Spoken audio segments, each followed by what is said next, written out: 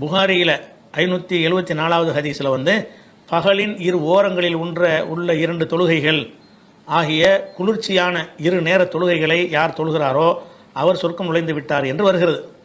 அசர் நேரத்தில் மிக வெப்பமாக உள்ளது, குளிர்ச்சியே கிடையாது. இந்த ஹதீஸை எப்படி விளங்குவது என்று கேட்குறாங்க. அதான் ஹதீஸில் என்ன வருதுன்னு கேட்டால், மண் சல்லல் பர்தைனி, குளிரான 2 நேர தொழுகையை யார் தொழுகிறாரோ தஹரல் ஜன்னா, அவர் சொர்க்கத்தில் நுழைந்து விட்டார் அப்படின்னு வருது. இந்த குளிரான 2 தொழுகை என்று சொல்வது எதை சொல்லுதுன்னு கேட்டால் அது ஃபஜரும் அசரும் தான். அவர் என்ன கேட்குறாருன்னா, அசருங்கிற நேரம் வந்து அப்படி ஒன்றும் குளிராவெலாம் இல்லையே, நல்ல வெக்கையாக தானே இருக்குது, வெப்பம் அடிச்சுக்கிட்டு தானே இருக்குது, அதை ஏன் குளிரான நேரம்னு சொன்னாங்க அப்படின்னு கேட்குறாரு. இதில் வந்து நம்ம கவனிக்கிற விஷயம் என்னென்னு கேட்டால், இப்போ லொஹர் தொழுகை இருக்குல்ல, லொஹர் தொழுகையை வந்து ரசூல்லா என்ன செய்கிறாங்கன்னு கேட்டால் அப்ரிது பில் லுஹரி, லொஹரை நீங்கள் குளிர செய்யுங்கள்ங்கிறாங்க. இப்போ லொஹர் ஒரு 12 மணிக்கு லொஹர் வருதுன்னு வைங்க, மண்டையை புழக்கிற மாதிரி வெயிலாக இருக்கும். கோடை காலத்தில் வந்து உச்சிக்கு வெயில் வந்துச்சுன்னு சொன்னால் கடுமையான வெப்பமாக இருக்கும். அப்போ ரசூல் என்ன செய்கிறாங்கன்னு கேட்டால், இந்த கடும் வெப்பத்தில் தொழுவாதீங்க, கொஞ்சம் குளிர செய்யுங்கள், அப்ரிது குளிர செய்யுங்கள்ங்கிறாங்க.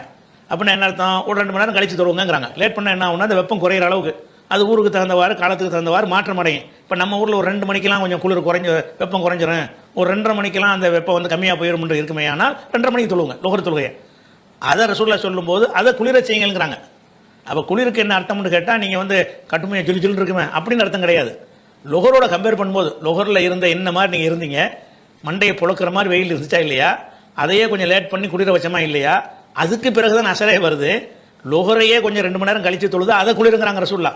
அப்போ இந்த குளிர் வெப்பமெல்லாம் வந்து ஒரு கம்பேர் பண்ணி சொல்கிற விஷயம், ஒன்றோட ஒன்று கம்பேர் பண்ணி. லொஹரோட கம்பேர் பண்ணிங்கன்னா அசர் குளிர் தானே. குளிர் என்று சொல்வது வந்து நீங்கள் எப்படி இந்த குளிர் விளங்கிட்டீங்கன்னா ஊட்டி கொடைக்கானல் குளிர் மாதிரி நினச்சிட்டு இருக்கிறீங்க, அல்லது சூரியன் வராத நேரத்தில் இருக்கும்போது ராத்திரியில் அந்த குளிர் நினைக்கிறீங்க, அதுவும் குளிர் தான். அதே நேரத்தில் அது மட்டும்தான் குளிரான்னு கேட்டால் இஸ்லாமிய பார்வையில் இல்லை. இந்த உச்சி வெயில் கொளுத்தும் வெயிலை விட்டு கடந்துட்டாலே குளிர்னு வந்துடுது.